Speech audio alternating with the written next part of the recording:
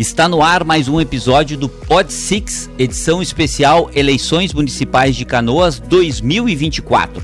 O Pod Six é uma produção da Six Canoas, Câmara de Indústria, Comércio e Serviços de Canoas.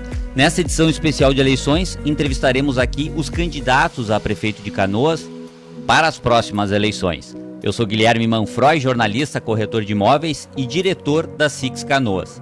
Aqui comigo, fazendo parte dos entrevistadores, os jornalistas Rodrigo Becker, que é colunista político do blog Seguinte, Marco Leite, do site Notícias da Aldeia, e Bruno Lara, da agência GBC. No programa de hoje, entrevistaremos o candidato Odirley Campiol, do Partido Novo. A gente roda a vinheta e, na sequência, começamos a nossa entrevista.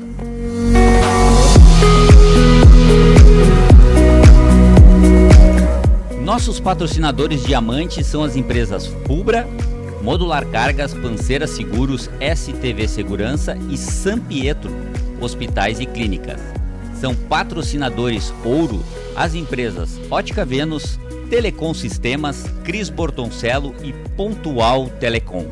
E os patrocinadores bronze são Connect Print, Sogal e Garimpos Joalheria e Ótica.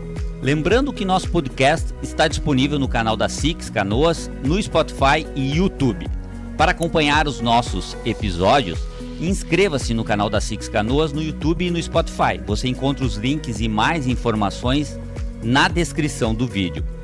Podcast especial Eleições Municipais Canoas 2024, Pod Six. Estamos no estúdio então com o candidato Odirley Campiol e os jornalistas Rodrigo Becker, Marco Leite e Bruno Lara. Sejam todos bem-vindos, é uma honra recebê-los nesse episódio. Rodrigo, quer iniciar as perguntas? Claro, vamos lá. Bom dia, candidato. Bom dia. Na verdade, eu queria começar perguntando por que tu decidiste ser candidato nestas condições da cidade, né? A eleição mais importante, provavelmente, da história da cidade, depois esse período de enchente, enfim, pós-pandemia, pós-tudo, né? Uhum. Então eu queria saber de ti, assim, por que tu resolveu ser candidato a prefeito? Só tá chamando o candidato de louco, praticamente, né, Rodrigo? Depois de tudo isso, né, candidato? Um pouco assim, né? Quase um pouco corajoso, né? Um pouco louco e pouco corajoso, né? Corajoso, digamos assim, porque depois da situação em que o município se encontra, principalmente depois, após as enchentes, até o qual eu sou um flagelado dessa crise toda, né? Bom, o Partido Novo veio me procurar, né? Veio me conhecer através de dois grandes amigos e lá em janeiro começamos uma tratativa dentro de uma conversa, de um procedimento normal de conhecer as pessoas. E após esse processo, fui convidado para participar da jornada do Partido Novo, processo seletivo, e de janeiro para cá eu vim fazendo o processo.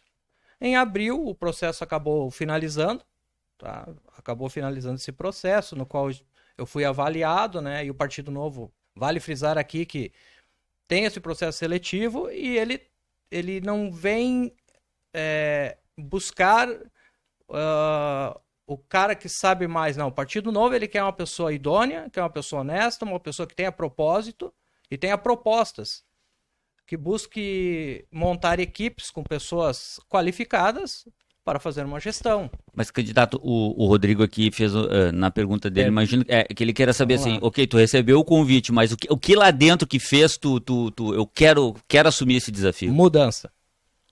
Tá na hora de virar a chave em Canoas. Tá. O modelo que a gente tem visto aí político tá defasado, desacreditado, e eu sinto nas ruas e há muito tempo essa convicção de que realmente temos de virar a chave e dar um novo caminho, abrir novos rumos para a nossa cidade. Basicamente isso aí. Como eu estava nesse processo, que eu acabei falando, saindo um pouco fora do tema, eu decidi, com tudo que aconteceu na minha vida, seguir. E, modéstia à parte, me considero preparado para essa missão. Não no sentido de conhecimento, porque ninguém sabe tudo. Eu sou humilde para dizer que a cada dia eu venho aprendendo novas coisas, mas eu tenho alguns diferenciais frente aos outros candidatos, tá? Algumas virtudes que hoje eu acho que podem me colocar Isso nessa é uma posição. coisa que eu tenho perguntado, assim, quando eu converso com os candidatos. Tu não ocupaste nunca um cargo público, né? E os desafios da gestão pública são bastante específicos e muito sérios, grandes, né? Desafios intensos, permanentes, né? Tal. Tu te sente preparado para isso? Sim. Para essa missão? Porque, né? Sim, É uma missão, no fim Eu das me contas. sinto preparado até porque estou cercado de pessoas com qualidade, que buscam o mesmo propósito, o Partido Novo busca a mesma coisa que eu busco, e o canoense espera isso. O canoense está em busca de uma renovação. Quem é que pode fazer uma renovação? Eu, vindo da iniciativa privada, não me credencia, mas eu já sou um diferencial desses políticos de carreira. Pois é, candidato, isso é uma coisa interessante. Tu vens da iniciativa privada, é até uma característica do Partido Novo. Deixa eu te perguntar, na tua cabeça, se eleito for, está bem definida a tua estratégia para conciliares a tua atividade como empresário e como prefeito? Na verdade, já ficou bem claro, tá? Eu tenho uma empresa, junto com o meu irmão, uma empresa familiar, tá? Há 20 anos. E já está em comum acordo de que, a partir de hoje, a partir do momento que eu resolvi virar candidato, ele ia assumir o papel lá na empresa, até de reconstrução, porque eu fui totalmente... Perdi a empresa praticamente na enchente, e ele está lá fazendo essa reconstrução e aceitou, além de me apoiar, que eu me afaste, né, da minha empresa por conta de cuidar da prefeitura. Tá, mas a pergunta é outra. Eu entendo que tu seja da iniciativa privada, mas no momento que tu abre mão, né, da tua empresa para virar prefeito, e tu tá tentando, tu vai se transformar num político e simplesmente vai esquecer o interesse público da tua empresa, né, que é fazer crescer, que é o exemplo do Novo, né? Entendeu? O empresariado, a iniciativa privada. Nesse momento, tu te desliga de tudo para cuidar da cidade. Óbvio, eu tenho que dar prioridade a alguma coisa. Até dentro da prefeitura, nós temos prioridades, tá?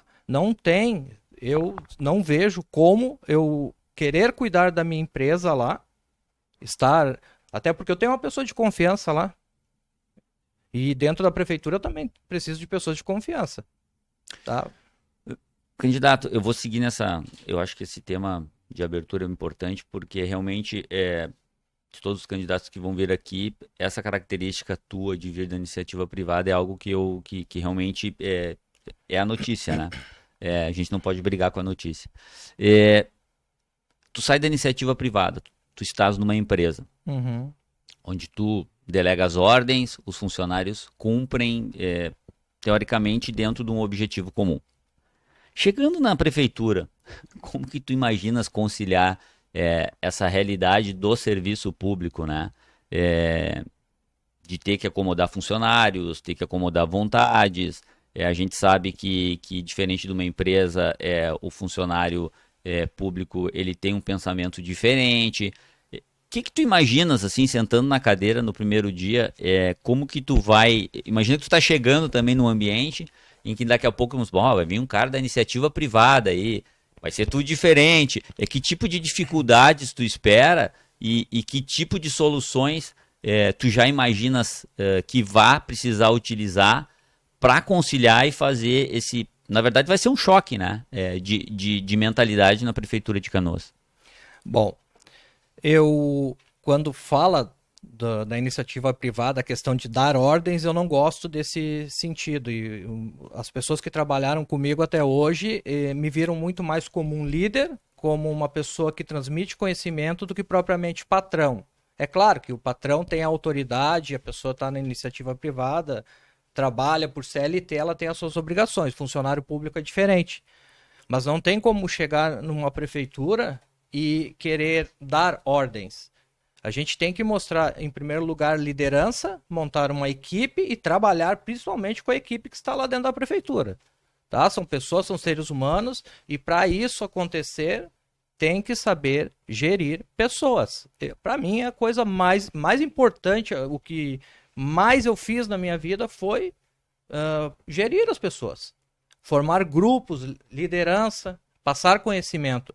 E dentro da prefeitura eu acho que não pode ser diferente, até porque chegando lá, se o pessoal me enxergar como um monstro que chegou lá para dar ordens, tem tudo para dar errado.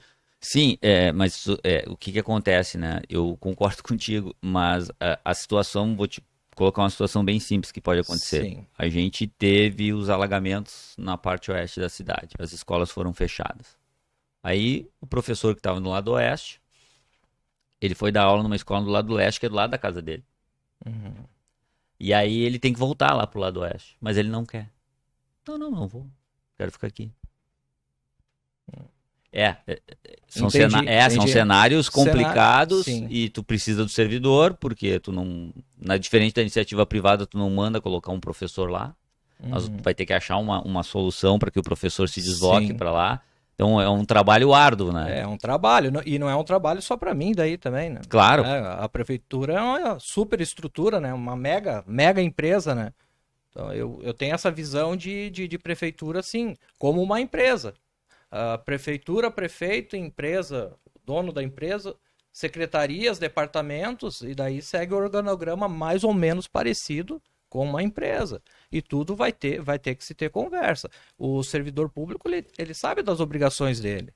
Eu entendo, é muito cômodo você estar do lado da sua casa trabalhando, mas para isso a gente vai sentar, vai conversar, talvez não caso a caso, mas tem que ter gente para gerir isso aí.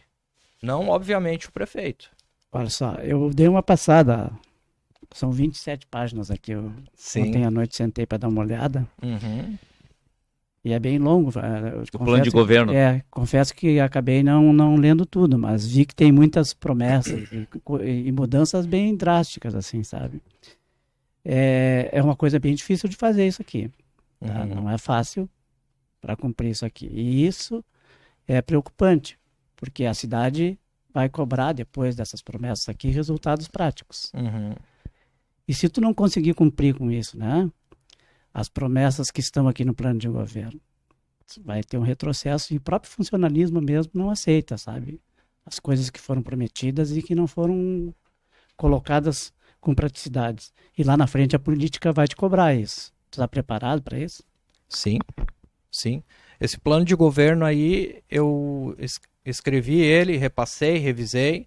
Eu até não acho que seja uma coisa absurda de se cumprir o que tem ali dentro. Claro que tem algumas outras coisas ali que são um pouco mais complexas, mas basicamente aí é simplificar as coisas, desburocratizar, digitalização. Claro, dentro de tudo que está escrito aí, são 75 ações que eu coloquei ali em nas mais diversas áreas aí em Canoas. O que eu dou de exemplo, por exemplo, é o seguinte: tem uma proposta tua aqui dentro do plano de governo que eu achei uma coisa que é o seguinte, que vai de encontro à política que está instalada. Tá? Tu pede que as autoridades passem a andar, em vez dos carros locados que a prefeitura tem hoje, com transporte de aplicativos. Entendeu? Isso aí é o seguinte: tu vai encontrar uma resistência, tu vai ter que aplicar isso de uma forma, digamos, rígida, né? Porque as pessoas tendem a não aceitar mudanças muito radicais. Então, se isso é bom ou ruim, eu não sei para a cidade. Entendeu? E até dentro dessa questão que eu achei curioso tu propor isso, né? Que o serviço público passasse a usar transporte por aplicativo. Tu tem um levantamento de que se isso é de fato menos oneroso, porque na prática isso justificaria uma mudança, mas por que tu defende o aplicativo para transporte das pessoas? O que eu defendo é um maior controle. Eu vou dar um exemplo para vocês. Recentemente, e se eu não me engano, se não foi publicado por você, Marco, recentemente tivemos um menor de idade dirigindo um carro da prefeitura e se envolvendo em um acidente. Não, tudo bem, mas existia essa reportagem.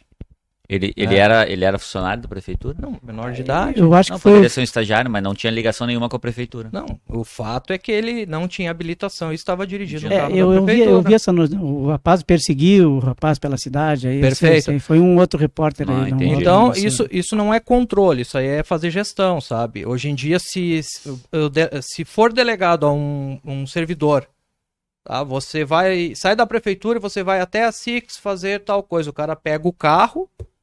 Tá? Se o cara for de aplicativo, você sabe a hora que ele saiu basicamente você terá a noção do que ele foi fazer e o tempo que ele vai ocupar fazendo aquilo. O que eu não quero é o cara, o que eu não acho que é imoral, é o cara sair com o carro da prefeitura e fazer passeio no shopping. O famoso cabrito. Exato. Entendeu? Mas isso não dá para resolver, por exemplo, com uma gestão do sistema mesmo. Tu botar um chip no carro, por exemplo. Hoje tem... poderemos ver. Eu esqueci o nome. Gerenciamento de frota, né? Pode Se faz ter. isso hoje com transporte coletivo ou com outros, né? Mas se a gente... o gancho da tua pergunta, Sim. quando tu trata de aplicativo, tu também não tem o controle do valor, não tem essa previsibilidade, né? Porque uma hora vai estar dinâmico, outra Sim, sim. Tu não tem como saber quanto que tu vai gastar no final do mês.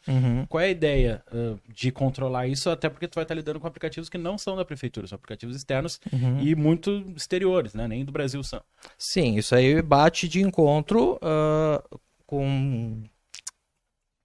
Faltou a palavra aqui.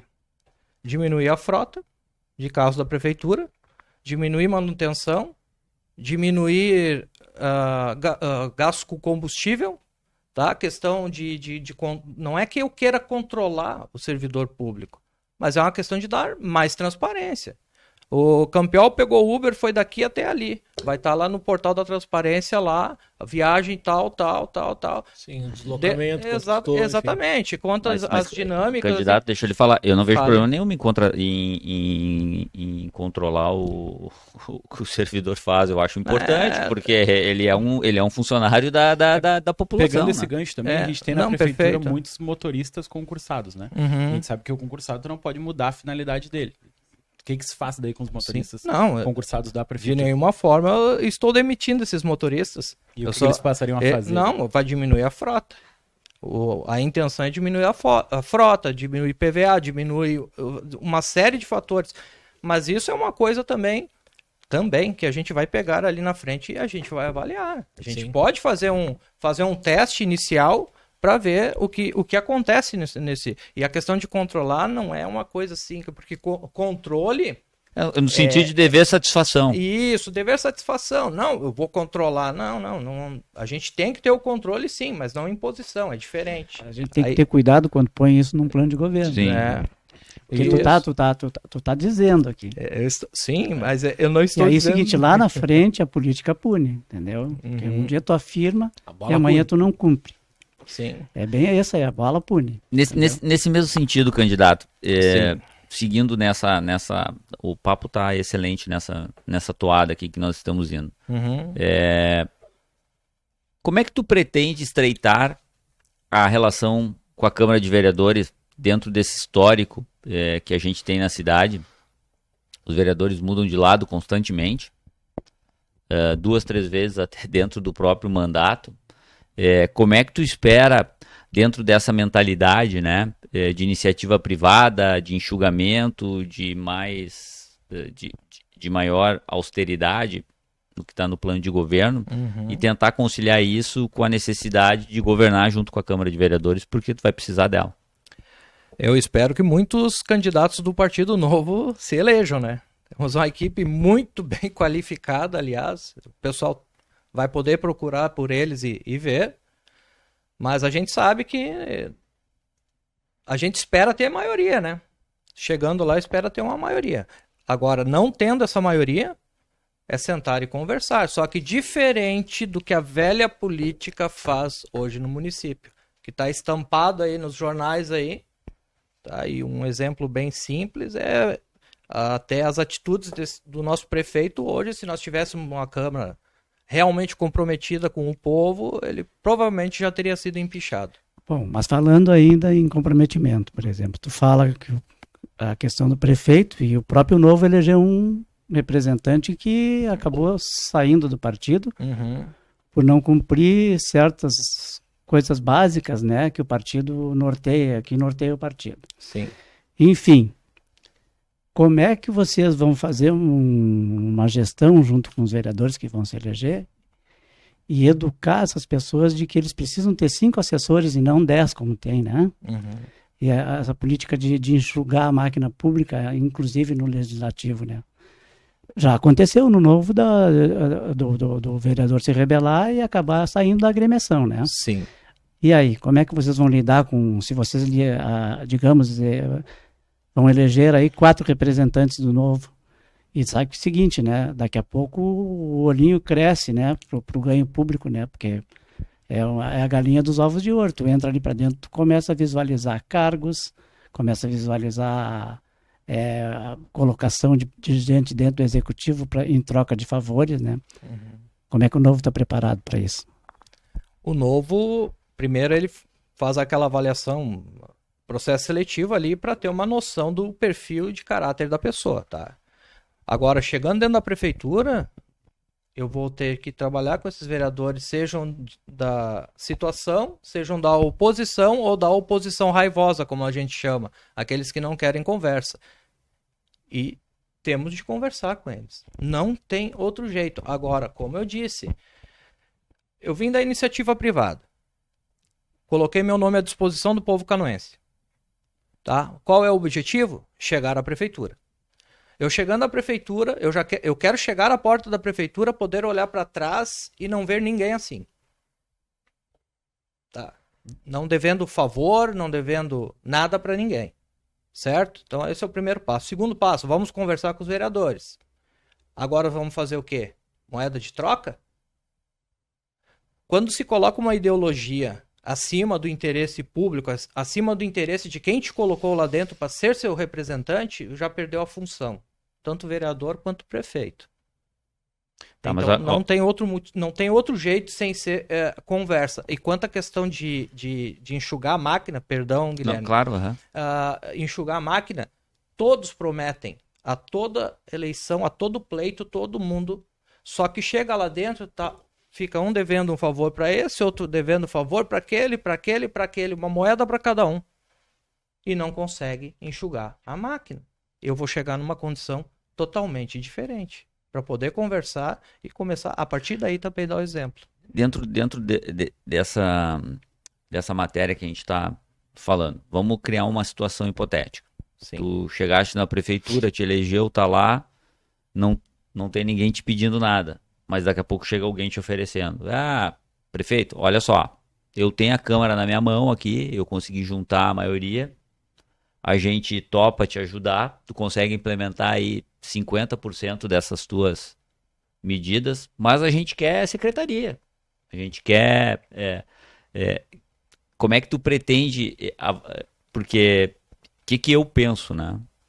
Tem que ter muito jogo de cintura para fazer essa transição, tá? Nem sei se ela é possível, se ela talvez não seja até utópica, né? Mas como é que tu pensa numa situação assim? Chega um cara ali, um vereador conseguiu agremiar vários vereadores, tem uma maioria e vai te permitir governar e daqui a pouco tu fazer essa mudança necessária que geralmente é bom fazer nos primeiros momentos, né? Que tu entrou. Como é que tu enxerga essa situação? O cara vai te pedir alguma coisa em troca, secretarias, coisas desse tipo. Qual é a tua visão a respeito desse ponto específico? Eu tenho dois extremos, tá? Tem o eu dizer não e aceitar a punição, digamos assim, de não conseguir implementar alguma coisa. Se eu disser sim, eu estou entrando no jogo deles, não é essa a proposta, volto à mesma inicial. Vamos conversar. Qual é a situação? Eu quero uma secretaria. Quem tu vai pôr na secretaria? O fulano. Não. Vamos fazer diferente. Vai passar por uma avaliação.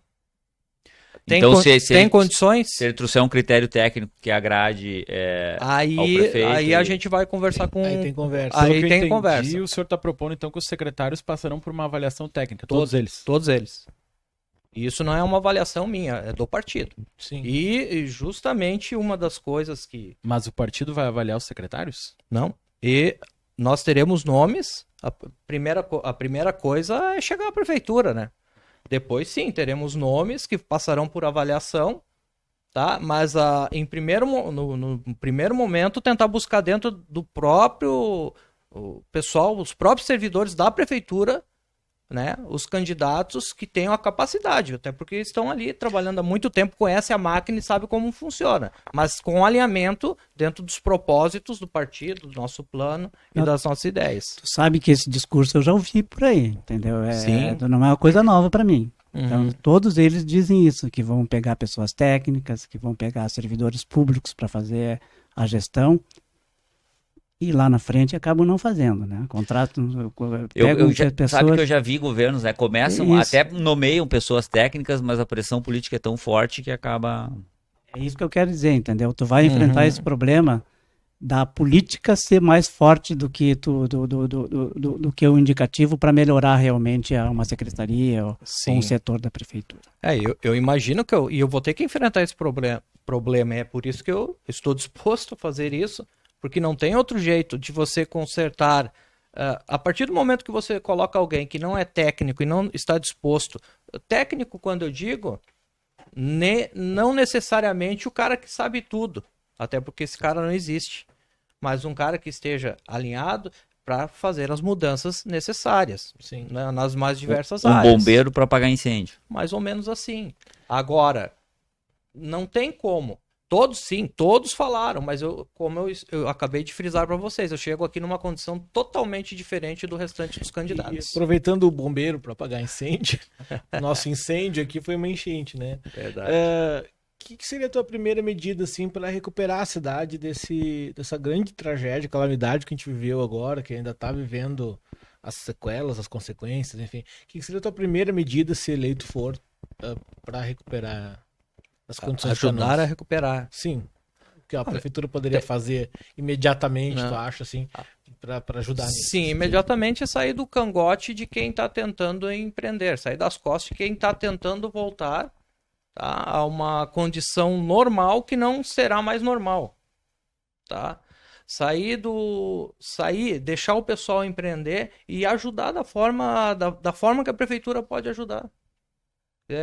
Hoje nós temos aí aprovado pela Câmara a isenção do IPTU, né? Não vai resolver o problema de todo mundo, mas é uma ajuda, sabe?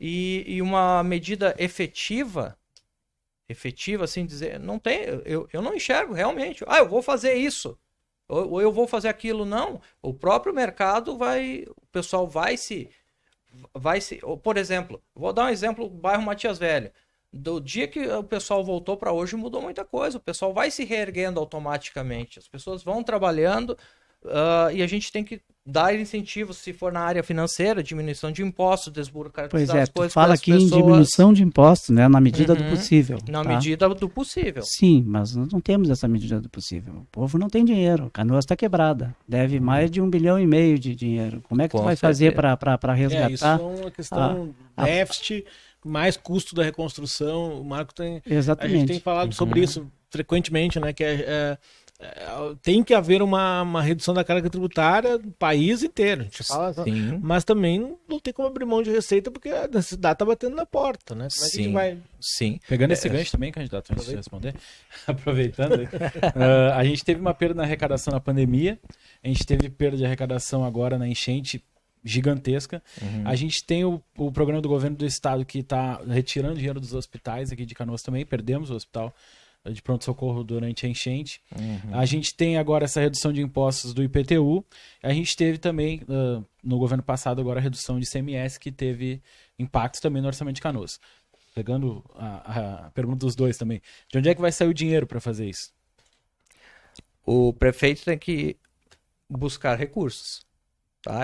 Aí é uma história aí que eu vou puxar para a dona Aline, que é economista e está aí para me auxiliar. Eu sei que Canoas teve grandes perdas. Aline, só para contextualizar para quem está assistindo, a Aline é tua vice-candidata. Vice-candidata a prefeita. Ela é economista, pós-graduada, pessoa íntegra e que está junto comigo nessa empreitada aí.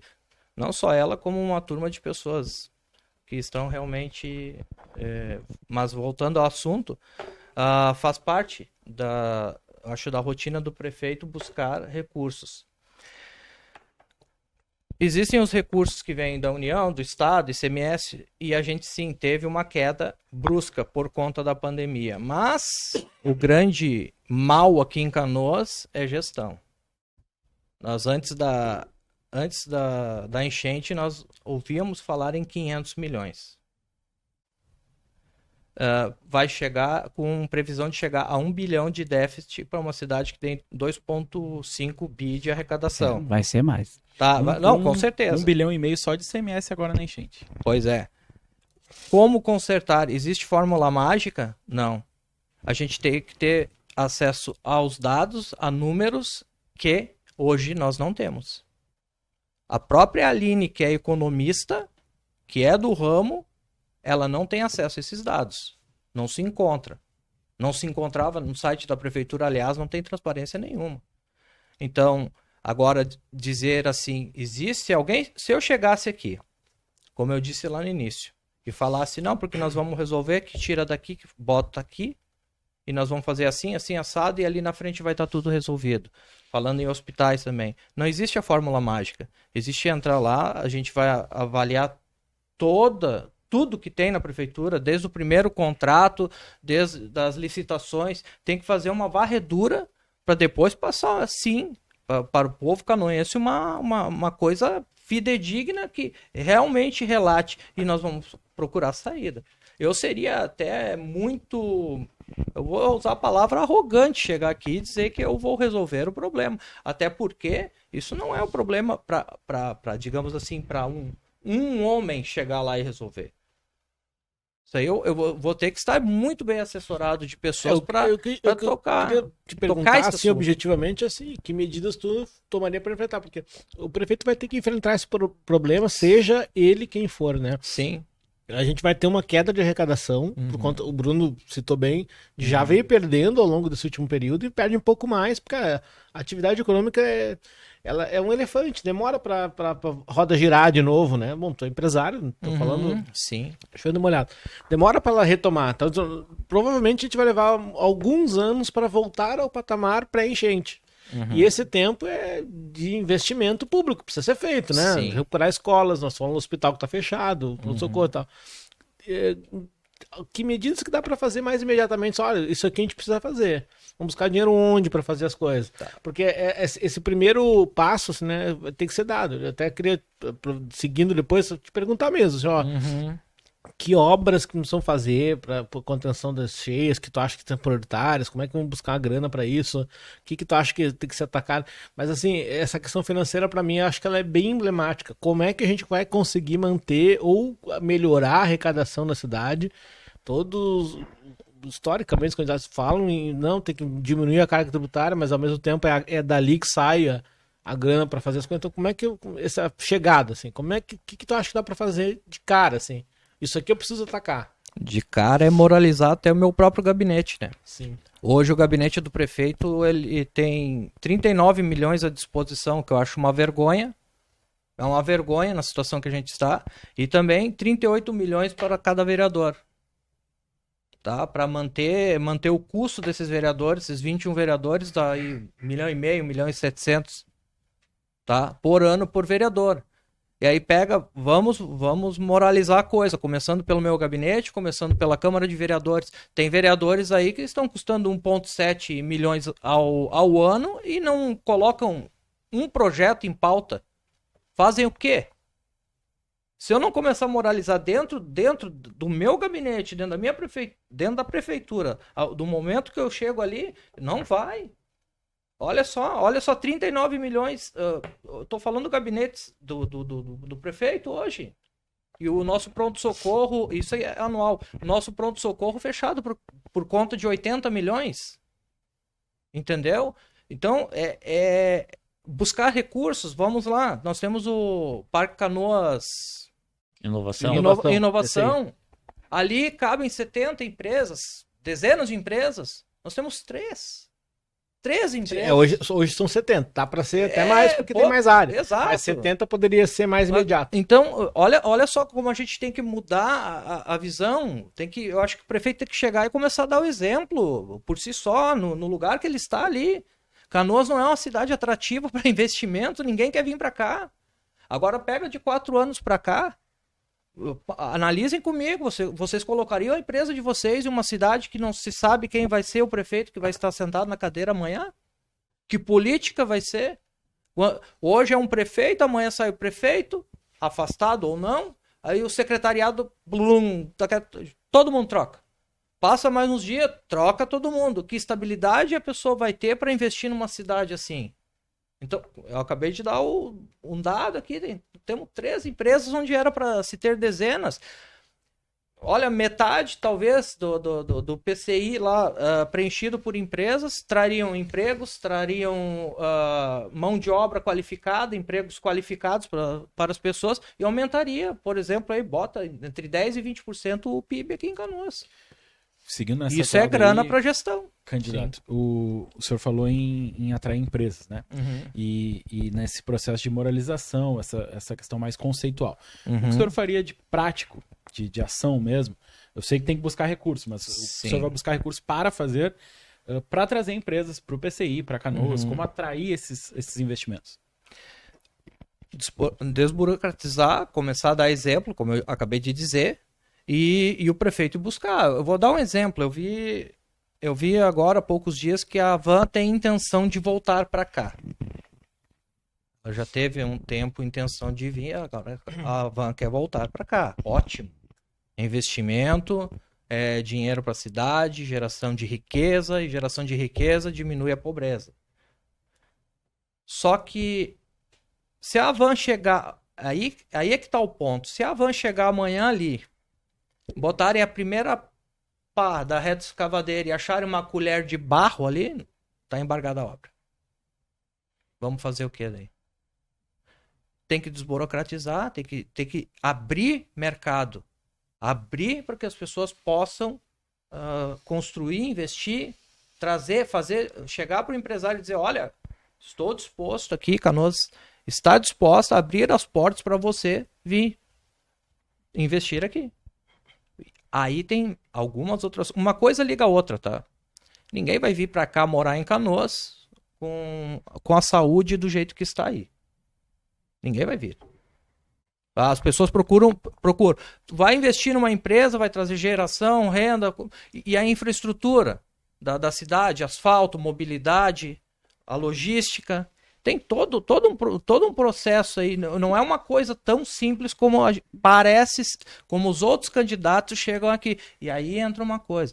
Aqui quem está falando é o Campiol, tá? Um empresário, tem uma visão sobre as coisas. E o político é diferente. Ele chega aqui e fala para vocês o que ele quer falar e tá tudo certo. Mas existe uma coisa muito pior que a pá de barro lá. Tá? Que é a política da mordida. Da comissão, entre aspas, né? E tu vai enfrentar isso, porque assim, ó, isso existe dentro do próprio funcionalismo público, tá? Esse tu não pode despedir. Sim. Né? Tu não pode exonerar sem ter prova de que alguma coisa esteja acontecendo. Uhum. Se fala tanto em corrupção na cidade, teve afastamentos e um monte de coisa. Como é que tu vai enfrentar isso? Tu diz aqui que é uma pessoa idônea e que a tua vice é uma pessoa íntegra. Certo? Sim. A gente acredita em todos eles que postulam um cargo eletivo. Até acontecer coisas que a gente não gostaria que acontecesse. Entendeu? E tu vai enfrentar isso. Qual é as soluções que tu vai dar para esse tipo de coisa? Bom, quanto ao ser idôneo, eu vou responder de uma forma que eu respondo para todo mundo, né? Não vai ser em 15 minutos ou 20 minutos que eu vou conseguir provar meu histórico de vida, minha honestidade e tudo mais. Eu não coloquei isso em dúvida, eu coloquei como é que tu vai enfrentar isso. Entendi. Uhum. Mas a gente vai lidar com pessoas. Eu sei que vai ter essa... Mas eu não vou abrir essa questão. Eu instalo a empresa na tua cidade mediante tal. Mas vão ter problema sério, porque não tem porquê. É um custo, e quando eu vim para a política, eu sabia que eu poderia andar na rua e alguém olhar para mim e falar assim, tu é ladrão, tu quer entrar lá para mamar, aquela história toda que a gente sabe. E eu sabia disso. Mas, acreditem ou não, não é isso que eu venho recebendo na rua. Eu estava preparado, estou preparado, né? Vai ter gente que vai fazer isso, mas não é o que eu estou vendo na rua. quanto à atração de empresas, pretende colocar alguma secretaria ou dar essa incumbência para alguém dentro do governo para ir atrás disso? Porque tu vai chegar vamos botar, como é que se eleito for, né? Vamos botar que tu já foste eleito, nós estamos fazendo esse podcast aqui em novembro, faltam alguns dias e pouco para assumir. Para assumir, para sentar na cadeira. Tu vai pegar uma cidade com um lado oeste todo em recuperação, tu vai pegar uma necessidade urgente de resolver o problema das cheias, que eu vejo muita gente fala, vai daqui, vai dali, não vi nada ainda. Não vi nada, tá? Tu sentou na cadeira, tem isso para resolver. Muitos assuntos tu não vai poder lidar, centralizar, não vai poder centralizar. Te pergunto, esse quesito de atração de empresas, eu acho o PCI fantástico lá para esse tipo de coisa, porque, como tu disseste, traz o cara da tecnologia, né, que ganha bem. Então, assim, não tem ninguém que trabalhe com TI e ganhe menos de 5, 6 mil reais. Então, tô falando assim, por baixo, tá? Então, tu vai buscar atração de empresas, tu pretendes delegar isso a alguém, montar uma estrutura de captação para vender a cidade? Como é que tu imagina de maneira prática que o cara que tem uma empresa de TI que está lá em Santa Catarina venha para Canoas, por exemplo? Em primeiro lugar, tem que fazer com que ele tenha o atrativo, ele tem que receber a oferta, né, de poder vir para a cidade. Alguém tem que avisar ele que tem uma cidade querendo trazer. Tem uma cidade querendo que ele venha investir aqui. Tá? Propriamente, digamos assim, se o prefeito não vai ter tempo de se ocupar diretamente dessas coisas, mas ele pode... Eu até tenho um exemplo muito ruim, né? Porque vai ser muito difícil tu convencer alguém a sair de Santa Catarina para me empreender no Rio Grande do Sul, né? Vamos citar um outro estado que esteja tão mal quanto... a gente sonhar também trazer os caras para cá. Né? Então, uma condição tão boa que o cara diz, não, vou. Eu acho que eu nem deixo, né? Ele chega aqui e eu digo, cara, não vem. Fica lá em Santa Catarina. Entendeu? Mas tirando Santa Catarina, pegamos estados que estejam tão mal quanto o Rio Grande do Sul, atrair esse cara. Primeiro convite, tá? E se o cara tá pior lá do que vai ficar aqui, teoricamente ele vai buscar um lugar melhor para investir. Tá? E realmente Santa Catarina para cá eu acho meio difícil alguém vir. Mas aí é por conta da política do Estado já. Quando eu falei que Canoas não é atrativa, é o Estado, né? O Estado não é atrativo. Não, temos essa política, sabe? Sim, mas especificamente nessa questão de atração, né? O que eu vejo? Como tu vai gerir, buscando exemplos da iniciativa privada, te pergunto, vai ter um setor comercial da prefeitura que vai vender a cidade de forma atrativa para trazer essas pessoas? Sim, nós podemos montar isso aí. Tô te perguntando. Sim. Acho que já deu uma ideia pro candidato. Porque o que eu penso? Ninguém vai do nada, o cara tá lá, tá produzindo, ele não vai sair de lá ou vai... Não, olha só, tô aqui, tô ganhando dinheiro, tô bem, eu vou mudar de cidade. Não, ele tem que ser induzido, alguém tem que seduzir ele para que isso aconteça, né? Sim. Voltando ali, eu gosto muito dessa questão. Se o prefeito, tá, começar a dar o exemplo para ali na frente mandar um convite, o cara vai olhar com carinho, vai olhar de uma forma diferente para a cidade. Ele vai começar a escutar as notícias lá. Olha, o prefeito de Canoas, o Partido Novo estão fazendo uma boa gestão. Parou de sair nas páginas dos jornais, parou de estar fazendo troca, as coisas estão andando. Vou dar um exemplo e pegar um gancho de Joinville, entendeu? Onde chegaram ao pico de 93% de aprovação lá. Isso é maravilhoso. Tu pretendes fazer uma conexão para troca de experiências até com Joinville, com o governo de Minas Gerais? Com certeza, já estamos... até para informação, a Aline não pôde se fazer presente hoje porque estava em Joinville e eu não estava junto justamente por causa desse podcast aqui. Não pude, mas a gente quer trazer esse modelo de gestão de Joinville para Canoas que está dando certo. Tá? Aqui, mais próximo da gente, né? Joinville é uma cidade com praticamente o dobro de habitantes de Canoas. Então, imagina só o tamanho da gestão, o tamanho da cidade lá, e eles estão conseguindo sobressair diante das dificuldades que existiam lá. Tu sabe que eu acho, por exemplo, que é o seguinte, a questão do investimento, a tragédia não foi uma coisa totalmente maléfica, ela traz esperança de reconstrução para o Estado, entendeu? E isso pode atrair também o empresariado. Sim. Sabe, é um ponto de vista interessante. Sabe, então... Assim, gera uma oportunidade. Exatamente, vamos fazer dessa terra arrasada um novo Eldorado, né? Entendeu? Exatamente. E o que eu penso isso? Esse tipo de coisas que o Novo deveria pensar também é de que é o seguinte, não fazer a política do coitadinho, sabe? Não. Nós sofremos uma derrota, mas nós vamos vencer. Então, eu acho que esse é o caminho para trazer o empresariado para o Estado e para a própria cidade, né? Saber que tem um campo de trabalho, por exemplo, uma construtora, né? Saber que vai ter que reconstruir num lugar que foi arrasado, que não oportunidade de investimento para a população ter a oportunidade de comprar qualquer tipo de produto que venha fazer com que a cidade se refaça, né? Uhum. Eu acho que é por aí a coisa. Deixa eu só, candidato, fazer um lembrete aqui. Voltando, né? Quem nos apoia, os nossos patrocinadores diamantes são as empresas Fubra, Modular Cargas, Panceira Seguros, STV Segurança e São Pietro Hospitais e Clínicas. São patrocinadores ouro as empresas Ótica Vênus, Telecom Sistemas, Cris Bortoncello e Pontual Telecom. E os patrocinadores bronze são Connect Print, Sogal e Garimpos Joalheria e Ótica. Lembrando que o nosso podcast está disponível no canal da Six Canoas, no Spotify e YouTube. Para acompanhar nossos episódios, inscreva-se no canal da Six Canoas, no YouTube e no Spotify. Você encontra o link e as informações na descrição desse vídeo.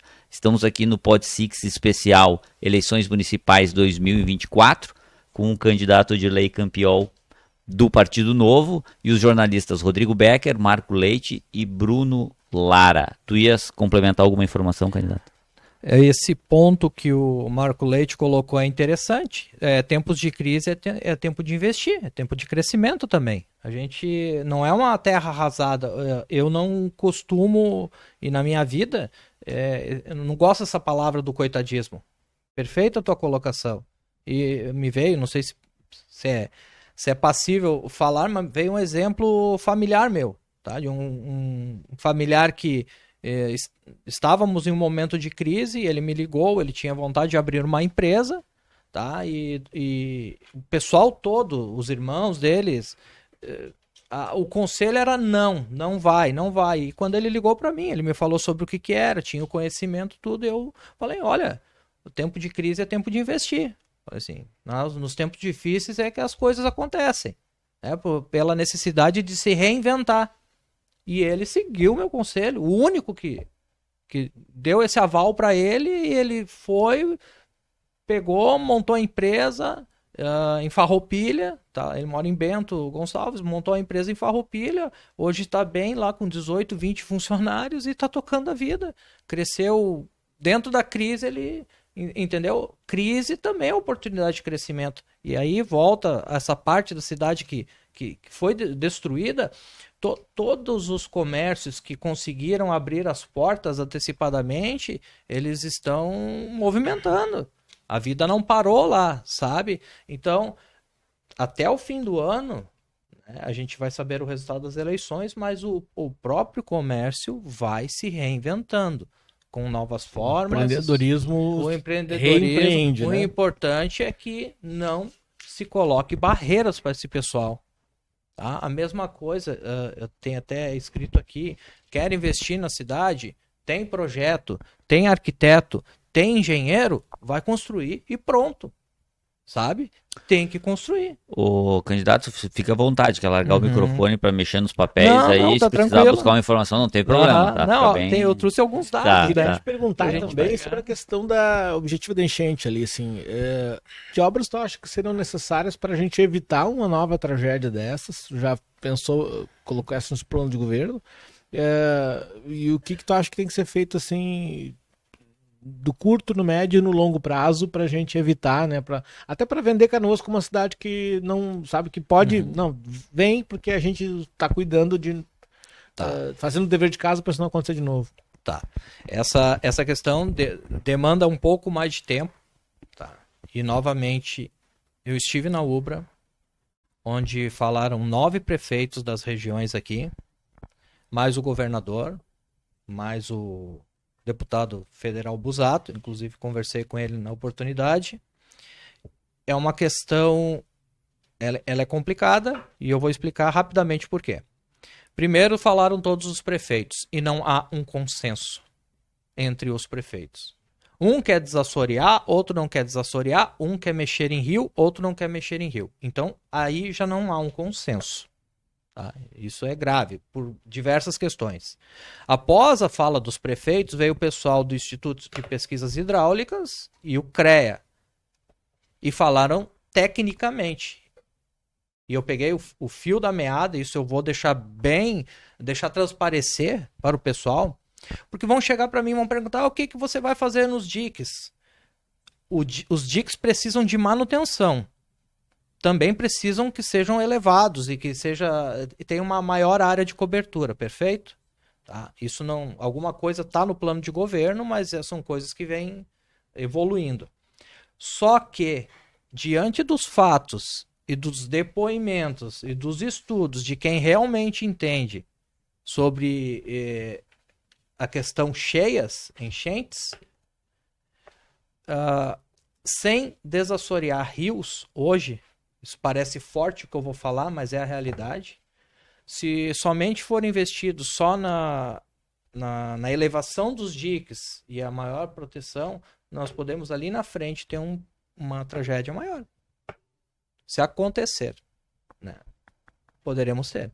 Essa é a verdade. Eu vi um dado interessante e eu vou colocar aqui esse dado. Está lá, né, nessa tarde que eu passei na Ubra vendo o pessoal, só na Serra do Rio das Antas, que é uma extensão longa ali, a NASA detectou entre 4 e 5 mil pontos de deslizamento. Então, tu imagina o Rio das Antas como é que ficou, não tem mais rio, sabe? E aí essa questão, eu acho que algum prefeito deveria tomar a frente de reunir, entrar em consenso com os outros prefeitos para fazer a devida pressão sobre a FEPAM, o governo do estado, para que novamente possa ser desassoreado os rios. E aí sim, nós faremos um trabalho nos diques. Tu, como prefeito, então, priorizaria a luta pelo desassoreamento e sim, posterior aos diques, então. A manutenção dos diques, sim, tem que ser feita. Sim, entendi. Tanto o alteamento quanto a manutenção e tal, mas tu priorizaria o desassoreamento. Tu acha que essa é a prioridade? Essa é a prioridade, porque se você imagina... A partir, claro, de um consenso, porque o rio não é só Canoas. Não adianta fazer um trechinho, tem que fazer o rio inteiro. Vamos hipoteticamente aqui, tá? Da forma que aconteceu, com a quantia de chuva que veio, tá? Se nós tivéssemos mais 2 metros nos atuais diques, em vez de ter 4 metros de água na Matias, nós teríamos 6. A água teria chegado na BR. Teria passado. Sabe? Tem que fazer, sim. Tem que fazer. A manutenção dos diques tem que ser feita. Não é feita há quantos anos? Eu acho que nunca foi feita uma manutenção. E na Vala da Curitiba, onde é um trajeto que eu faço, ainda as máquinas da prefeitura ainda fazem aquelas rampas para as máquinas poderem descer, deixando a fragilidade ali. E é uma bagunça, vamos falar a verdade. Não existe comunicação entre os... Só para dar um exemplo aqui, apareceu essa ilha agora no Guaíba aqui, né? Um areião lá, né? Se um passarinho botar uma semente e nascer uma árvore ali, os ecologistas não deixam mais tirar a ilha dali. Não, tu quer ver, Marco? Eu não vou nem te falar isso, eu vou te falar o seguinte. O brasileiro tem uma memória tão curta que me assusta. Antes da duplicação da Avenida Beira-Rio, de todo aquele projeto que existe lá, eles estavam numa briga por causa das árvores que foram plantadas na época em que foi feito o aterro. Ou seja, nós tivemos um aterro construído... Artificialmente. As árvores foram plantadas artificialmente e depois não se pode mexer. Quer dizer, não se pode mexer no que é da natureza e no que foi feito artificialmente depois de um tempo. A natureza se apropria disso. Para isso já há leis de compensação, né? Sim. Arrancou uma árvore aqui, planta 5 lá. Mas, candidato, olha só, eu percebo que a gente tem duas linhas de atuação que podem ser adotadas. Essa macro, que depende de capitanear um movimento, né? Que pelo que eu entendi, tu estás disposto a pagar o preço de capitanear isso e organizar isso no nível macro. Aqui, né? Como é que chama pro afegão médio aqui? Nós que estamos sofrendo na aldeia, né? Literalmente, na aldeia. Tem duas coisas que podem ser feitas, que é o DIC, aumentar e fazer a manutenção, e as casas de bomba. As atuais casas de bomba, cara, qualquer pessoa que entende obra vê que como é que uma casa de bomba vai estar ligada sem gerador, sendo que quando ela precisa funcionar é geralmente quando tem uma intempérie e uma consequência da intempérie é a falta de luz. Ponto. É uma coisa meio surreal, né? Sim. Então, não vejo como não haver uma modificação nesse sentido. Uma grande reforma, uma reestruturação, mudar o jeito das linhas de transmissão, criarem linhas específicas para as casas de bomba, não sei, não sou técnico, desconheço essa parte. Também geradores para que isso aconteça. Inclusive tem gente que defende que os geradores fiquem num patamar mais alto para não serem atingidos. São coisas tão básicas, Marco, que a gente fica pensando, né? Tipo assim, cara, o diretor, o engenheiro que projeta o motor, ele tem que estar pensando, né? Se naquele país a temperatura tem neve, se é calor, tem que imaginar isso. Então, assim, a gente já tem posto o que acontece quando acontece a necessidade da casa de bomba. Então, assim, tu pretende rever isso e trabalhar na cidade, especificamente nisso aí, de aumentar os diques e revigorar o setor de casa de bombas, talvez ampliar? Como é que tu pensa isso especificamente? Casa de bombas... Eu tenho uma visão de que o que você falou é verdade, tá? Deve ter disponível sim um gerador em cada casa de bombas. As bombas devem ser elevadas porque hoje elas estão no nível do dique, da vala. A água sobe e cobre os motores. É simples. Quem fez, projetou, sei lá, era coisa da época aí. Mas tem que ser mudado isso aí. Tá? No bairro São Luís é necessário a colocação, sim, de uma casa de bombas. Mas lá, até eu digo isso por conta das empresas que estão na rua Alberto Sírio ali, as quais a minha, tá, que sofreram no ano passado três alagamentos.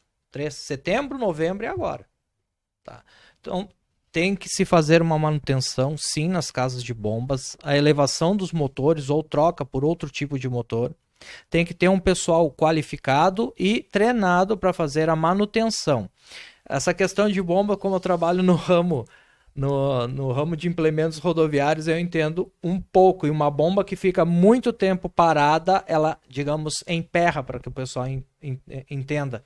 Ela não dá partida, ela tranca. Ela só faz o barulho do motor e não vai. Então, as bombas, com chuva ou não, elas devem ser trabalhadas diariamente. Elas têm de ser ligadas diariamente. O gerador tem que ter alguém lá para fazer a operação dele diariamente. Sob pena de necessidade, de nós vermos o que sempre acontece em Canoas. Alagamento em cima de alagamento por conta das casas de bombas não estarem funcionando. Eu queria fazer um comentário só, que ali tenho estudado sobre isso, assim. Interesse particular em, de repente, contar essa história da enchente. Mas assim, o DIC é o sistema de contenção de cheias, a casa de bomba é uma solução para o alagamento. Esse sistema montado aqui não era para uma enchente. Por isso que as casas de bomba são como são, estão como estão, e foram feitos numa época em que não se tinha esse parâmetro também, né, de água e tal. Sim. Mas como tu disseste, né, tem hoje outras soluções, né, bombas submersas. Nos anos 60 não tinha, isso que tu falaste também. Hoje não já, desde os anos 80 tem uma rede específica de energia elétrica para abastecer as casas de bomba. Mas ainda é rede elétrica e ainda é sujeita às intempéries. Então tem uma série de coisas assim, e essas coisas todas precisam ser, a gente mostrou, uma revisão absoluta, completa, né? Elevação, enfim, alguns apresentam coisas, mas tu faria isso de modo mais imediato, assim? Tu já faria, em janeiro já vamos começar? Porque é uma coisa que a gente não sabe quando vai acontecer uma nova chuvarada, uma nova cheia, enfim, né? Sim, não, isso é imediato. Tem que começar a trabalhar no primeiro dia de governo, já trabalhar em cima disso. E uma coisa importante, tá? Quando a gente fala em estudos, para isso tem que existir estudos, sim, mas não aqueles estudos intermináveis ali que para fazer um estudo demora um ano. Sim. Né? Para colocar uma bomba, ser mais rápido, para elevar uma bomba e botar um gerador numa parte mais alta onde possa funcionar, 2 anos de estudo. Uma coisa que deu certo aqui, que acabou realmente tirando as águas das vilas que estavam alagadas, foram essas bombas que vieram de São Paulo, de outros lugares aí, que são bombas flutuantes, né? Sim. Eu acho que, dentro do investimento do município, nós teríamos que ter essas bombas reserva, por caso de uma calamidade ter, porque essas bombas que vieram de São Paulo, elas estão lá numa reserva, não estão sendo usadas, né? Tu pensa em ter essas bombas sobressalentes aqui, investir nisso? Se nós fizermos as casas de bombas, esse investimento em modernizar as casas de bombas, sim, poderemos ter 1, 2 bombas, assim, por uma questão drástica, assim, que a gente vê, isso se chama prevenção, precaução. Acho que a gente tem que trabalhar com isso também. Se a gente vê que o volume de chuva está vindo e as informações estão aí. Essa história de dizer que não sabia é balela. Os alagamentos em Canoas, eles são constantes, entendeu? Eles vêm historicamente acontecendo. Isso não vai mudar com enchente ou sem enchente, entendeu? Sim. Nós precisamos escoar a água para o outro lado do dique. Falou escoar água para o dique. Eu não vi nenhum candidato ainda, mas eu vou falar para vocês aqui, eu não vi nenhum candidato falando em abrir a Vala do Leão, que pega toda a República, tá? Para fazer a limpeza dela. E ela é a principal ligação até a casa de bomba. Provavelmente não foram só bueiros, boca de lobo, o esgoto ali, o primeiro ali que sai de dentro das casas que tá tendo problema. Aquela vala ali, provavelmente ela deve ter ficado com muito lodo, muito detrito, barro, sujeira, lixo. Sujeira, lixo e lixo literalmente. Sim, ele sedimenta depois e vira um e a capacidade dela diminuiu, mas eu não vi ninguém falar. E não é uma coisa assim, não é um absurdo de dizer assim, meu Deus, é uma obra assim. Não, levanta, aquilo é tudo pré-moldado, se tira as tampas, né, de concreto, se faz a limpeza.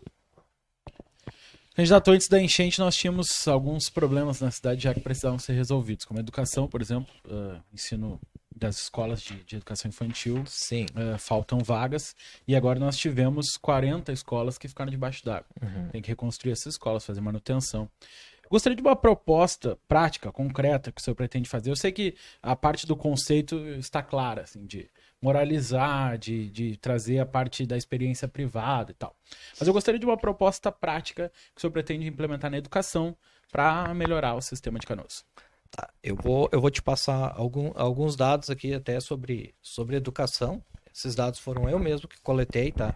Canoas gasta hoje 480 milhões, tá, na educação. Aí inclui escolas infantis e escolas municipais, ok? 38 mil alunos, R$ 1.052 por mês aluno, tá? Só que aí tem aposentadoria, tem custos prediais, reforma, manutenção, nota de empenho e tudo mais que a gente sabe. Canoas gasta mal e mal organizado. O custo de uma mensalidade por aluno no La Salle hoje é a média de R$ 1.200. Na média. Eu liguei ontem para lá. Tudo bem. Se me passaram o dado errado. 1.100 e poucos reais para primeira, quinta série, 1.300 e poucos reais. Eu tô falando mensalidade, claro, deve ter outros custos. Mas vejam só, se Canoas gasta R$ 1.052 por aluno nas escolas municipais, uma média, e no La Salle, que nós aumentássemos para 1.500, ainda Canoas ainda está gastando mal, e muito mal. Tá? Eu costumo perguntar para as pessoas assim, você gostaria que seu filho estudasse numa escola administrada pela prefeitura, chamada, vamos lá, escola X, ou na escola X La Salle? Todo mundo diz assim, X La Salle. Entendeu? Canoas gasta mal. A gente teve, a nossa equipe teve em 5 escolas no bairro Guajuviras. Tá? Carlos Drummond de Andrade, Nancy Pancera, Guajuviras, Erna Wirth, Paulo Freire. Os problemas começam na estrutura, passando pela falta de professores, tá? E vão a falta de professores, aqui a segurança dos alunos, pais, eu coloquei aqui porque é tanta coisa, falta de estrutura das famílias, problemas com drogas e agressão sexual. Como é que a gente vai atacar esses problemas se não for começar a gastar e fazer esse dinheiro aqui valer a pena ser investido na educação? Como é que eu vou chegar para ti aqui hoje e dizer assim, não, eu vou construir 10 escolas porque eu vou acabar com a fila nas creches, meus filhos estudam em escolas municipais. Recentemente, eu tive na escola João Palma, essa semana, coloquei até um vídeo, o pessoal lavando borracha, gente. Lavando borracha para dar para os alunos. Aquela borracha marrom que ficou na água da enchente. Então, mais um dado aqui. Eu não sei por que cargas d'água o prefeito pegou e tirou a direção dessa escola, parece que tirou de outras também e colocou outras pessoas lá, gerando protestos dos pais, professores e alunos. Uma das coisas para melhorar a educação tá aqui, ó, escolha dos diretores feitas pela comunidade. Ninguém mais do que quem está com seu filho matriculado numa escola municipal sabe se a gestão daquela escola está ou não sendo boa. Já não é a primeira vez que a gente ouve isso aqui, né? Exatamente.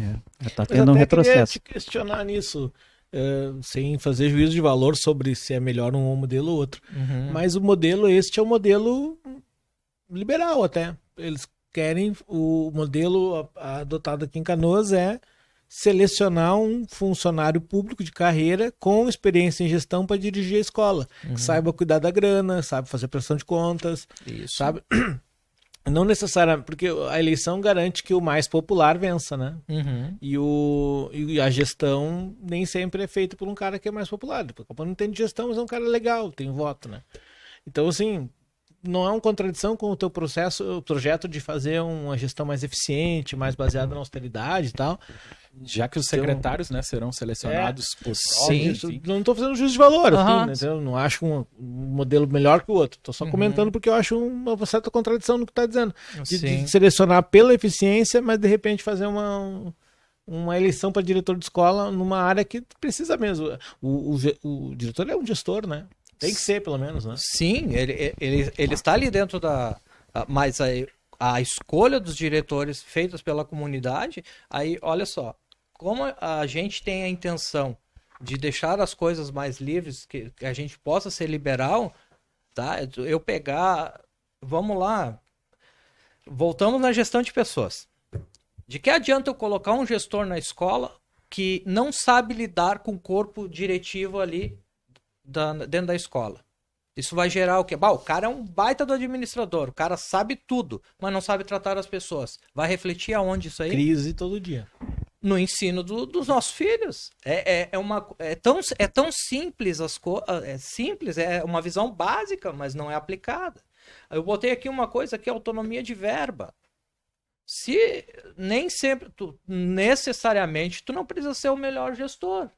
Mas se tu for mais coerente, mais austero, tu vai fazer o melhor uso dessa autonomia verba escolar para a administração desses diretores.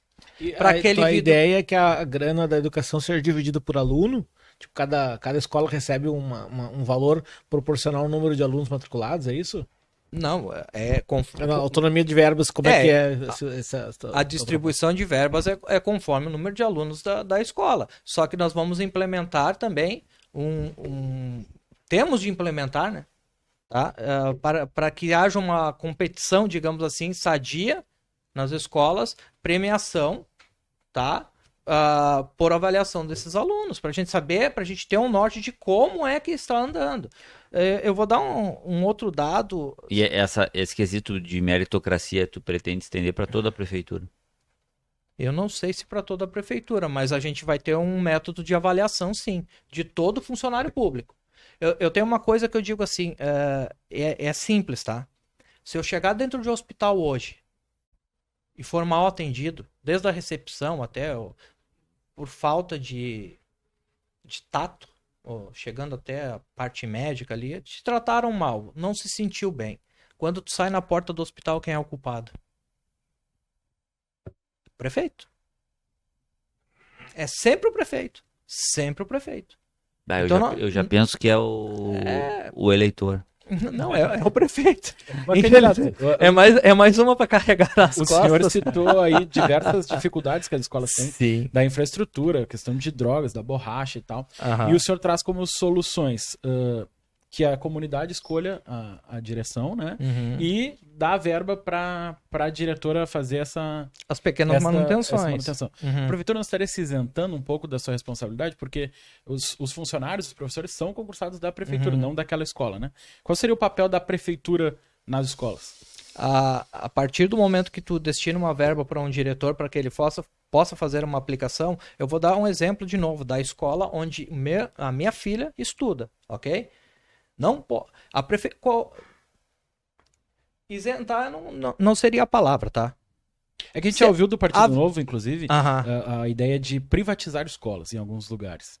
Eu já ouvi de alguns companheiros. Seria mais parcerias ou menos isso, público-privadas. Ou não? Eu acho que é da autonomia, sabe? Não pode. Olha só, hoje tu pega um vidro quebrado, um bebedouro estragado, tá? Até que se tome uma atitude a prefeitura, isso com a quantidade de servidores que tem, se passa 1, 2, 3 meses. Não, candidato, até te digo mais, se tu for em qualquer sala, qualquer secretaria, setor, escola, vai ter uma sala onde eles largam tudo que vai quebrando e que eles não conseguem, claro, quando tem alguém organizando lá dentro, Eu vi dentro do hospital isso aí. E vão largando lá, cara, e aquilo ninguém dá manutenção naquilo.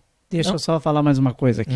É privatizar a gestão patrimonial das escolas. Tá? Eu vejo que já existem algumas privatizações dentro das escolas, que são essas terceirizadas que fazem a merenda, cuidam da manutenção sanitária das escolas e é brabo mesmo.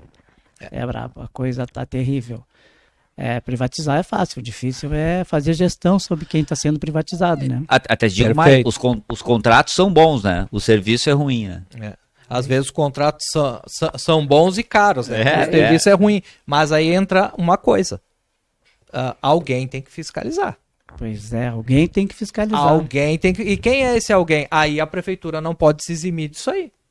A prefeitura tem que fazer a fiscalização. Foi isso exatamente o que ele colocou antes. E qual é a melhor forma de fiscalizar? Qual é a melhor forma? É ter alguém... Eu tenho... Tá escrito no meu plano de governo ali que é prefeito na escola. Tá? E de tempo em tempo eu vou perambular, ou eu, ou a vice-prefeita, ou alguém que esteja ali muito próximo a mim para ter esse contato com pais e alunos. Tá? Para que possa ouvir deles. Olha, o serviço de limpeza não tá bom. Não tá bom. Essa coisa do prefeito em algum lugar deveria ser comum, né? Essa é uma prática que todo gestor deveria fazer, né? Quando ele consegue andar na rua, né? Literalmente. Deixa eu preciso inserir uma pauta aqui que é da SIX, né? E que eu acho importante. Depois a gente pode até entrar em outros assuntos. IPTU. Candidato, se eu te perguntasse assim, você prefere, como prefeito, que a pessoa invista comprando um imóvel na cidade ou que deixe o dinheiro no banco numa aplicação bancária? Eu, como prefeito? Não, mas não é minha... Mas o que tu acha melhor para a cidade? O cidadão lá tem 200 mil reais. Ele pega esse dinheiro e compra um imóvel na cidade. Para a cidade é que ele invista na cidade. Compra um imóvel, gera um aluguel, vai pagar um IPTU, vai pagar taxa, para me arrecadar, digamos assim. Ok, e empreender na cidade, porque ele vai fazer alguma coisa no imóvel. Sim. Né? Vamos supor que ele vai morar. Ele vai contratar alguém para limpar, ele vai, quer dizer, ele vai mobiliar. Não é uma coisa isolada em si. Ok, estamos entendendo nisso, também concordo, tá? Falando com uma pessoa especificamente sobre o IPTU. Em 2008 ele comprou um terreno, ele pagava R$700. Ele me disse, eu cuidei bastante do IPTU, porque era um terreno numa avenida, e eu pensei, o IPTU aí deve ser caro. Era R$700. Na época ele estava ok com o que ele achava compatível, né? Estamos falando de 16 anos atrás. Em 2024, de R$700, esse imóvel hoje paga 27.400 de IPTU. Aí eu vejo as pessoas falando, não, nós temos que fazer o IPTU social. O IPTU é para pagar a despesa de manutenção de determinadas áreas da cidade. Ele não tem que fazer justiça social. Ele é referente ao custo que aquele imóvel tem por ocupar uma determinada zona da cidade. Aí o cara comprou um terreno. Ele não vai à escola naquele terreno porque não tem ninguém morando. Ele não usa o posto de saúde. Ele não chama a brigada naquele terreno porque não acontece nada no terreno. E aí ele passa de 700 para 27.400. Fazendo uma conta aqui de padeiro, tá? Isso dá mais ou menos 1,93 ao mês, que foi subindo dá mais que 23% ao ano. Nenhuma aplicação vai dar isso. Qual é o estímulo que o cara tem para investir na cidade diante desse critério de IPTU? E isso começou especificamente de 2008 para cá. O que tu pensa sobre o IPTU? Bom, eu na minha empresa, eu sei o valor que eu pago do IPTU lá e sei. Subiu? De 2008 para cá fez assim. Mas eu tô naquela situação, o brasileiro não desiste nunca, né? Pois é, mas o que acontece? Em outras partes da cidade, o IPTU baixou. Eu acho importante, o senhor é candidato a prefeito, né? Eleito, o que fazer com isso? Eu acho que tem que sentar em cima do plano diretor da cidade, tá? Fazer uma varredura em cima e ver quais os critérios estão sendo usados para que esse IPTU de R$700 lá em 2008 chegue a esse valor absurdo. O pessoal fala muito em especulação imobiliária. Eu acho muito engraçado isso, porque o cara que investe no banco, na bolsa, ele não é um especulador financeiro, né? Aí o cara que investe em imóvel é um especulador imobiliário. E aí se cria o conceito de que ele investiu em imóvel, ele está esperando valorizar. Mas isso é a coisa mais óbvia que existe na face da Terra. Como qualquer um que faz uma aplicação de dinheiro em algum lugar, ele espera a valorização. Agora, se tira a autonomia dele, obrigando ele ou a vender ou a fazer alguma coisa em cima do terreno que talvez nem traga retorno. E quer dizer, isso desestimula o cara. Deixa lá no banco, né? Uma Selic pagando aí um monte, então... E não é um problema, né? Porque às vezes as pessoas tratam isso com problema. O cara comprou para esperar valorizar. Sim, esperamos todos, né? Não, a gente quer que a cidade cresça, que valorize. E outra coisa, não é um problema. Olha só, candidato. Ele pagou imposto de renda para obter aquele terreno, ou distribuiu o lucro da empresa, e ele pagou imposto sobre isso. Ele paga o ITBI para transferir o imóvel para o nome dele. Quer dizer, uma série de coisas que o governo ganha com a aquisição desse imóvel, e na verdade o governo ainda pune ele por ele ter um imóvel. É assim que funciona, né? A minha posição liberal é de que se fosse trazer aqui, comprou o terreno, pagou as taxas, acabou, não tem IPTU, não deveria existir IPTU, né? Dinheiro bom é dinheiro no bolso do cidadão, simples assim. Tem empresário que investe em imóvel para alugar para a prefeitura, né? Isso disso, né? A gente vai... isso a gente tem que ver, né? Eu estava falando numa outra entrevista aí com o pessoal que tem o terreno da prefeitura ali, que são as oficinas da prefeitura, que é um terreno super valorizado e está ali atirado as traças, né? Porque se não se tem mais carro, não tem por que ter oficinas, né? Sim. Para encosto de funcionário que está em caminho de aposentadoria. O Banco do Brasil tem 3 andares da prefeitura que não é ocupado. Enquanto isso, na frente da Câmara, o edifício Esquiavão ali tem um prédio inteiro alugado pela prefeitura. O que o Novo vai fazer sobre isso? Em primeiro lugar, tá, há uma ideia minha e do partido de se construir um centro administrativo, mas a gente tem prioridades, tá? Eu vou ser bem sincero e agora tira-se o rótulo prefeito e vamos lá de cidadão, tá? A gente tem uma estrutura hoje na prefeitura e se a gente quer enxugar a máquina, tem que diminuir o número de prédios e prédios que relativamente a gente ouve, porque a gente não tem acesso ao dado concreto, são caríssimos para a prefeitura. Muitas vezes elefantes brancos. Vamos imaginar as subprefeituras, tá?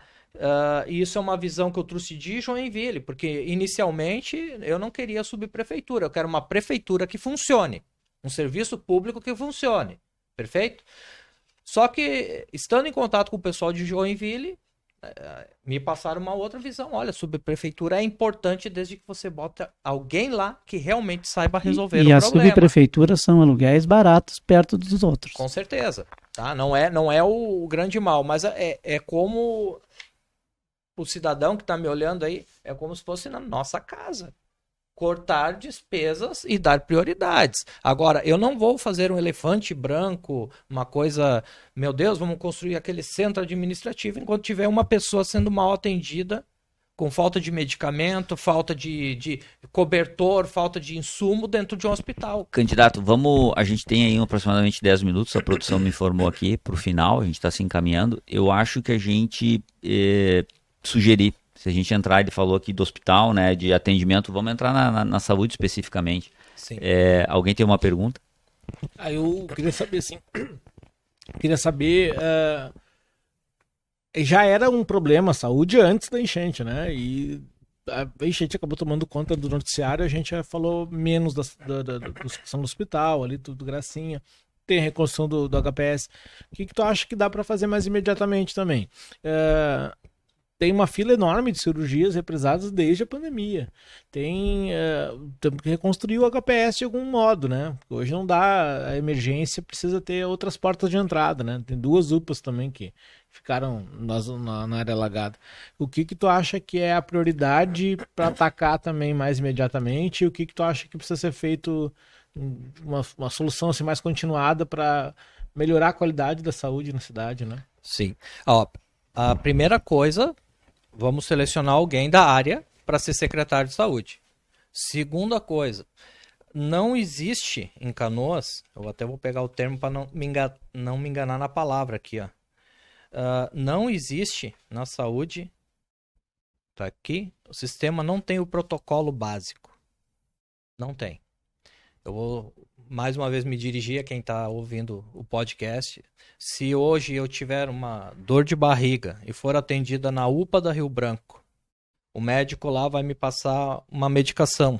Vamos lá, vou usar o Astro. Tá. E aí, 7 dias depois, essa dor de barriga não melhorou. Mas eu tô na Matias, eu vou consultar na UPA da Matias.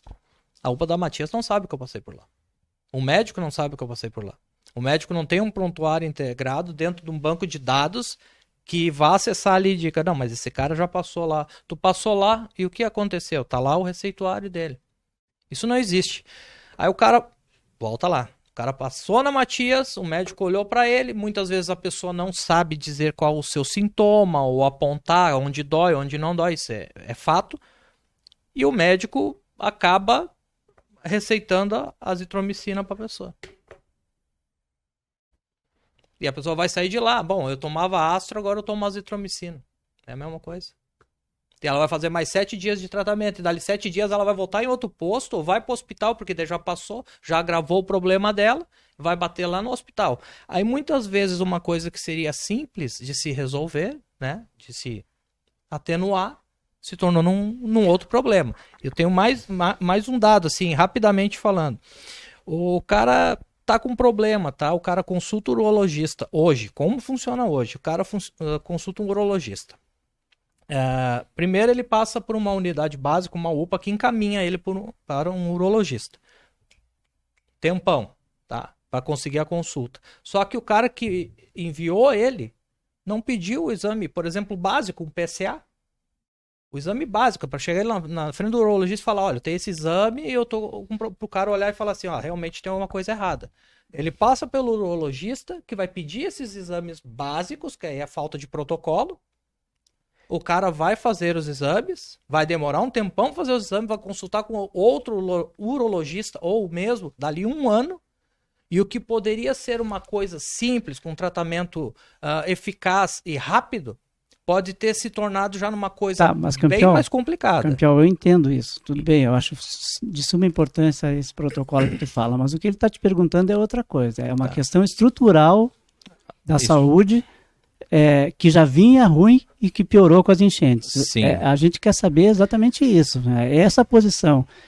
Esse da questão do protocolo, tu vai fazer na tua gestão, vai implantar essas coisas, mas hoje a cidade tem pressa de solucionar essas coisas, porque nós perdemos num naufrágio um hospital inteiro e 2 UPAs. É isso que a gente quer saber. E tem, só para complementar, o dado importante de 150 municípios, mais de 150 municípios, que Canoas serve de referência. Então são mais de 150 municípios que os pacientes vêm para Canoas. Sim. E continuam vindo, né? 4 rodovias aqui, nós não temos um HPS, por exemplo, né? Pois é. Conseguimos o recorde, né? Mais um recorde para Canoas de ser o único hospital no Rio Grande do Sul fechado. Ainda o nosso HPS, que é lá do lado da minha casa lá. Sim. Isso que eu digo, tá. nós temos pressa. Isso. E como resolver, né? Pois é, agora, no estado, e isso eu quero passar para o pessoal, e estou passando para vocês, a saúde não é assim. Não é assim a gente pegar e vai sair resolvendo. E não é hoje, vamos lá, eu vou encher de médico, enfermeiro e vai melhorar tudo. Não é assim. Tem que, o inicial é fazer um estudo em cima do que está. Porque o dinheiro investido na saúde, metade vai fora. Olha aqui, a gente gasta 1 bilhão. 1 bilhão por ano em saúde em Canoas. E a desculpa há muitos anos é a mesma. Não, porque a gente atende 140 municípios, porque atende 150 municípios e as coisas não saem do lugar. E a gente vê, né, dentro da saúde, gente envolvida aqui, envolvida ali, gente envolvida lá, que já passou por aqui, que está por ali, que foi com aquele, que está com esse. Não funciona, não vai funcionar. Enquanto não sentar e não se criar um protocolo, um planejamento dentro da saúde que faça com que... Botar um adendo aqui, eu estive trabalhando dentro do Nossa Senhora das Graças como voluntário, na época das cheias. Se eu pudesse contar só um pouco para vocês aqui, vocês vão ficar apavorados do que eu vi lá. E isso é só falta de gestão. O novo vai atacar na gestão. Fica bem claro em todas as áreas. Candidato, nós temos que acelerar um pouquinho para o tempo e eu acho que é importante a gente falar também de segurança pública. Sim. E a gente está perguntando para os candidatos a sua visão, como segurança é uma atribuição do Estado, claro que a Prefeitura sempre ajuda, muito voltado para a Guarda Municipal.